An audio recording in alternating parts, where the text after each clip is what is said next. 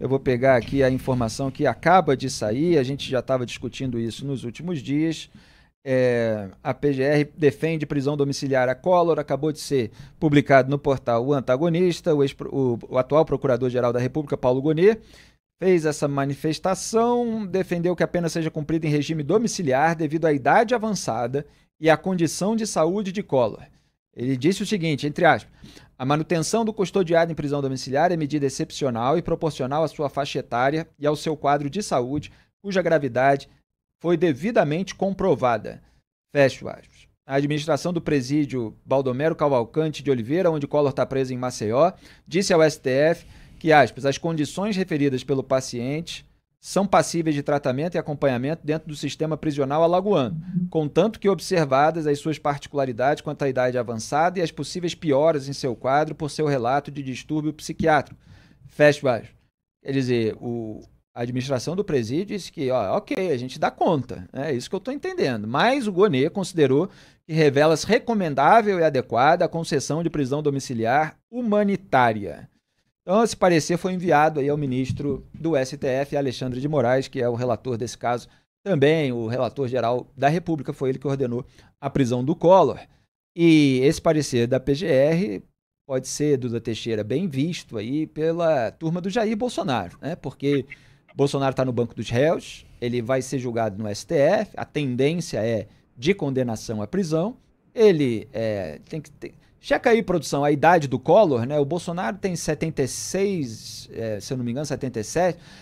Enfim, acho que todos têm mais de 70. Então, se está falando de idade avançada, o Bolsonaro é 75, Collor 75, Bolsonaro 77, é isso, 76. Acho que o Lula 70. Enfim, é uma escadinha aí, todos muito próximos, né? Bolsonaro 70, exagerei aqui no Bolsonaro.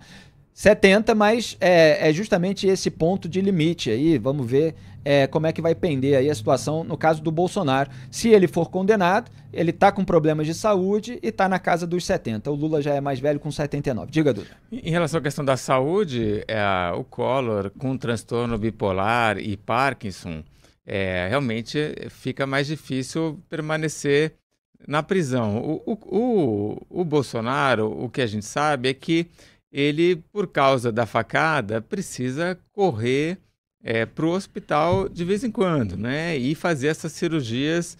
A última durou 12 horas. Então, assim, precisaria ter um acompanhamento de perto para que quando acontecesse alguma coisa, alguma dor, no caso, né? Caso ele venha a ser condenado à prisão no futuro, que ele seja atendido rapidamente. Se isso implica ficar numa prisão domiciliar, aí a justiça que tem que entender, que tem que analisar.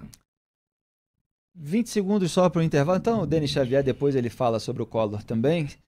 No Brasil é assim, a justiça é lenta, os corruptos são reincidentes, no primeiro caso eles acabam impunes, aí volta, ou eles conseguem se safar de alguma maneira. Denis Xavier, o Collor, portanto, ele está na cadeia, ele foi preso em Maceió, horas depois da ordem de prisão do Alexandre de Moraes, que rejeitou os seus últimos recursos.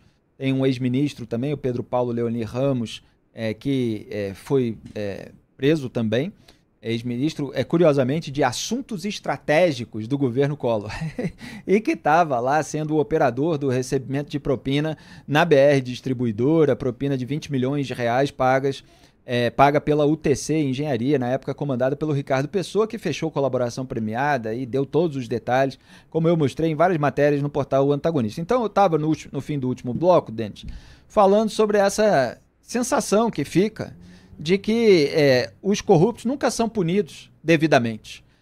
Ou eles ficam impunes porque têm as costas quentes, porque são protegidos pelos seus próprios apaniguados na cúpula do Poder Judiciário, ou eles ficam impunes por uma tolerância exacerbada na sociedade, nas instituições, com a corrupção, e aí, mais tarde, eles acabam se envolvendo num outro escândalo, de uma maneira reincidente, aí já não tem mais costas quentes, etc. Aí acabam sendo previamente punidos, mas já estão numa idade avançada, até o processo chegar na sua fase de conclusão, já tem problema de saúde, aí são mandados para prisão domiciliar. Então a gente fica com essa sensação de que eles realmente nunca tomam um chá de cadeia, né, um merecido chá de cadeia, para refletir um pouco sobre delinquir. Eu tenho um dó extraordinário desses políticos setentões que toda vez que são presos arrumam um problema de saúde que os impedirá naturalmente de cumprir a pena. Isso quando não por outros motivos. A gente teve lá ex-governador do Rio de Janeiro condenado a 400 anos de cadeia, que agora está em resorts, em piscinas, nos últimos andares de prédios chiques do estado, indicando filmes, né? Agora, cuidado com o batom. Se você gosta de batom e por algum motivo resolve pintar uma estátua, aí, meu amigo, são 14 anos de cadeia, não importa se você é mãe, pai, se você tem filhos em casa. Olha o nosso mascote aí. Olha ele aqui. Tales de Mileto. O Tales também se rebela contra esse tipo de coisa, e é claro, é muito mais do que uma simples sensação, porque são os fatos, né, Felipe? São os fatos gritando, e é realmente revoltante o modo como essas políticas, esses políticos ou essas figuras de poder estatal são sempre tratadas com um carinho todo especial pelo nosso judiciário.